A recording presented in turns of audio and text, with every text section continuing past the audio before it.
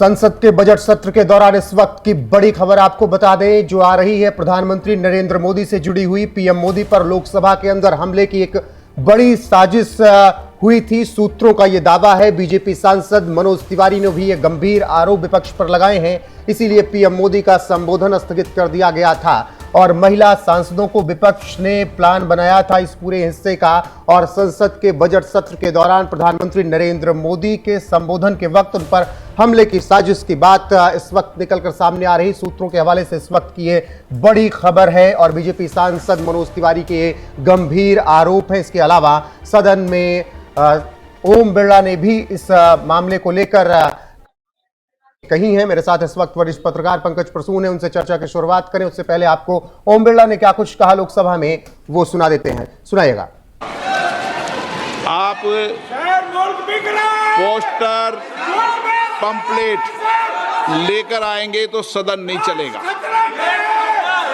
आज भी नहीं चलेगा, कल भी नहीं चलेगा। सदन की परंपराओं, गरिमा, सभागृह की गरिमा परंपरा को रखो। कल की घटना देश ने देखी है, किस तरीके से महिला सदस्य वहां तक पहुंची है। ये कोई उचित नहीं था और ये सदन की गरिमा के अनुकूल भी नहीं था। आप सभागृह की गरिमा को गिराना चाहते हैं। आप अपनी तरफ रहें, उनकी तरफ रहें। भाषण पंकज जी, क्या खबर है, किस तरीके की हमले की बात थी? जब शुरुआत में ब्रेकिंग आई तो मुझे तो लगा कि हो सकता है कि विपक्ष बातों से हमलावर हो। नहीं, ये एसपी जी जो प्रधानमंत्री की सुरक्षा का ध्यान रखता है, उसने सबसे पहले लोकसभा स्पीकर को यह जानकारी दी कि जब प्रधानमंत्री आने वाले हैं और जब वो बोलेंगे तो उस वक्त उनको फिजिकली मैन हैंडल करने की योजना है और इसके लिए बाकायदा प्लान बनाया गया था।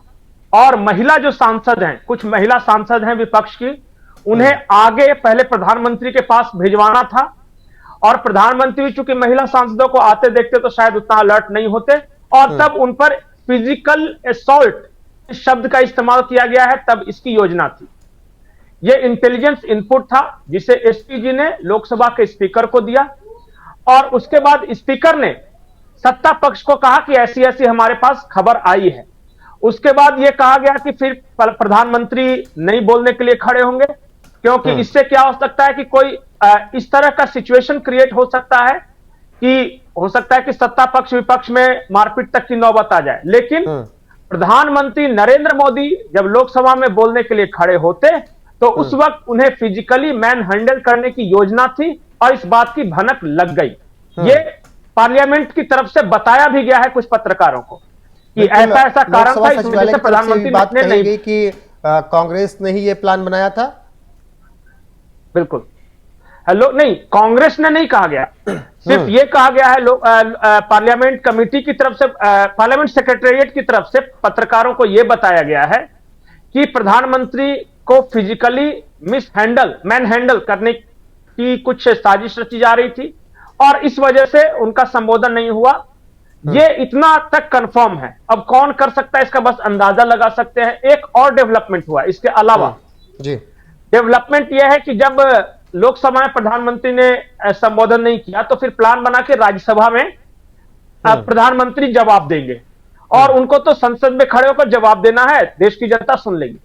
तो इसके बाद आनन फानन में राहुल गांधी मल्लिकार्जुन खड़गे के आवास पर गए दिल्ली में और फिर वहां दोनों नेताओं के बीच बातचीत हुई। खबर यह है कि राहुल गांधी ने कहा कि अगर लोकसभा में हमने प्रधानमंत्री को नहीं बोलने दिया है तो राज्यसभा में भी आप लोग मत बोलने दीजिए, मतलब डिसरप्ट कीजिए।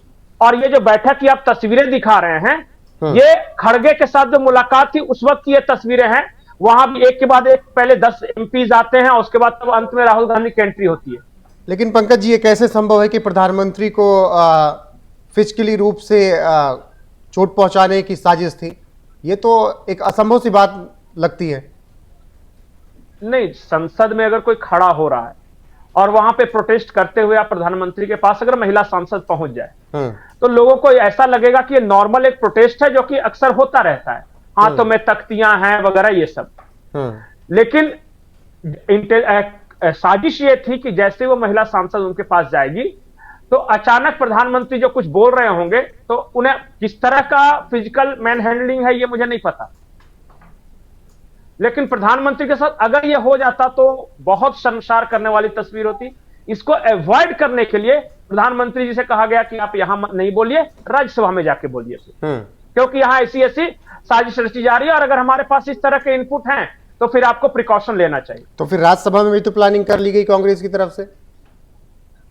नहीं, जब पता चला कांग्रेस को कि अब प्रधानमंत्री यहां नहीं बोलेंगे, जैसे ओम बिरला जी ने कहा कि प्रधानमंत्री अब यहां पे नहीं बोलेंगे, और फिर उन्होंने स्पेसिफिक उस महिला सांसदों के बारे में भी कहा कि आप लोग आगे बढ़ रहे हैं, ये डेंजरस है, ये जो बाइट आपने सुनाई उसमें।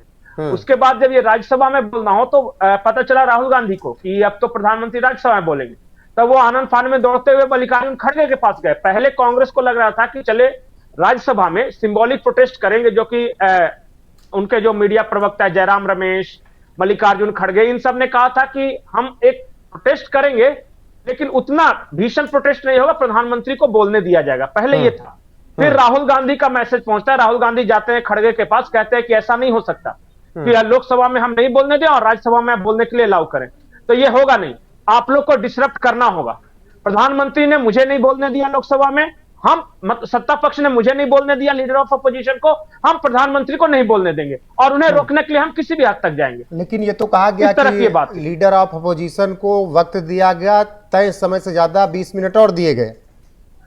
क्या कल जो किताब पर बहस शुरू हुई उसी के बाद यह मामला आगे बढ़ा, उसी के बाद यह प्लानिंग हुई? निशिकांत दुबे ने जो कुछ भी सदन में कहा, इंदिरा गांधी को, जवाहरलाल नेहरू को, राजीव गांधी को, कांग्रेस के बाकी नेताओं, क्या उसके बाद ही ये पूरी प्लानिंग हुई? देखिए, लीडर ऑफ अपोजिशन को बोलने से मना नहीं किया गया था, उनको सिर्फ ये कहा गया कि अनवेरिफाइड सोर्स से मत बोलिए, आपको जितना बोलना है, जिस विषय पे बोलना है बोलिए। वो सवालों के लहजे में पूछ सकते थे कि क्या इस तरह की बात हुई थी, क्या चाइनीज टैंक आए थे, सिर्फ इतना कहा कि उस किताब या उस रेफरेंस को आप कोट मत कीजिए क्योंकि वो अनपब्लिश्ड है, अनवेरिफाइड है। आप सारी बातें कहिए ना, लेकिन उसका नाम लेके मत कहिए उतना, क्योंकि क्या है कि एक तो किताब आई नहीं और दूसरी डिफेंस के कुछ ऐसे मामले होते हैं कि जब भी कोई भी डिफेंस पर्सनल हो, जब किताब छपता है तो जाता है मिनिस्ट्री ऑफ डिफेंस में, और उसमें प्रोज एंड कॉन्स, फिर उसका जो यूनिट होता है, जैसे कोई रेजिमेंट होगा ना, जैसे गढ़वार रेजिमेंट हो गया और बिहार रेजिमेंट हो गया, फिर उनके रेजिमेंट के पास भेजा जाता है कि भाई देखिए इस किताब में ऐसी बात तो कुछ नहीं है कि आपके लिए कुछ आपत्तिजनक हो।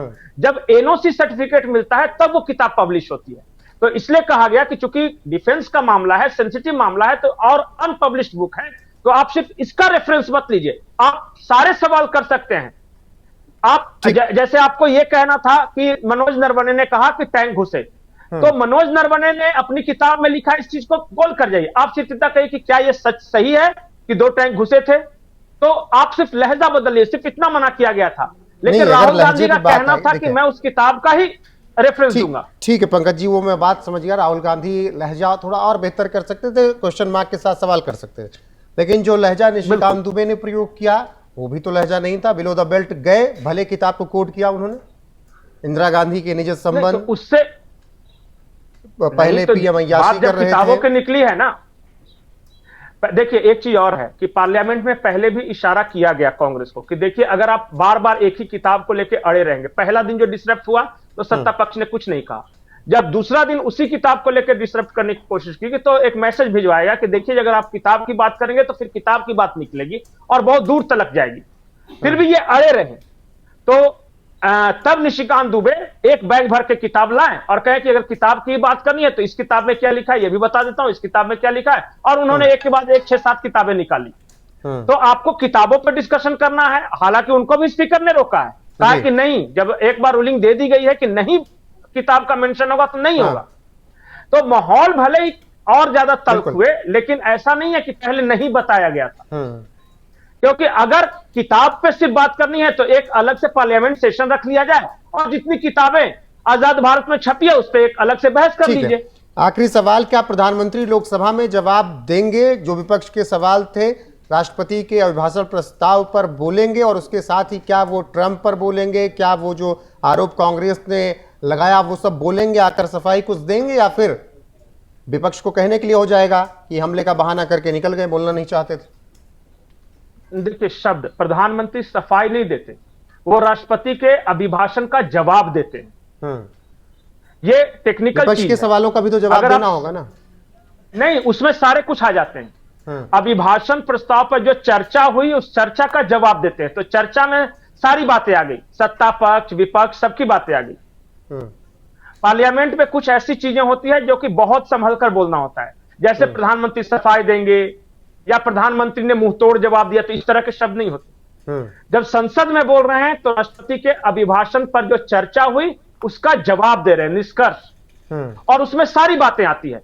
तो अब तक जो योजना है उसके अनुसार राज्यसभा में प्रधानमंत्री बोलने वाले हैं। हालांकि जो हमारे पास सूचना है उसके अनुसार कांग्रेस और खास करके राहुल गांधी ने अपने वरिष्ठ नेताओं को यह निर्देश दिया है कि आप डिसरप्ट करना। अब किस हद तक ये वरिष्ठ नेता डिसरप्ट करेंगे वो तो देखने वाली बात होगी, लेकिन अब तक तो यही है कि भाई राज्यसभा में प्रधानमंत्री बोलने वाले हैं। अब कितने बजे बोलते हैं वो देखने वाली बात है। ठीक है पंकज जी, बहुत शुक्रिया आपका। फिलहाल यही खबर रही कि प्रधानमंत्री नरेंद्र मोदी पर लोकसभा के अंदर हमले की साजिश थी, सूत्रों के हवाले से यह खबर। ऐसे में प्रधानमंत्री नरेंद्र मोदी राज्यसभा में अब बोलेंगे और वहां पर वो पूरी बातें अपनी तरफ से रखेंगे धन्यवाद प्रस्ताव पर। बहुत शुक्रिया पंकज जी आपका जुड़ने के लिए। फिलहाल बने रहिए हमारे साथ लगातार। नमस्कार।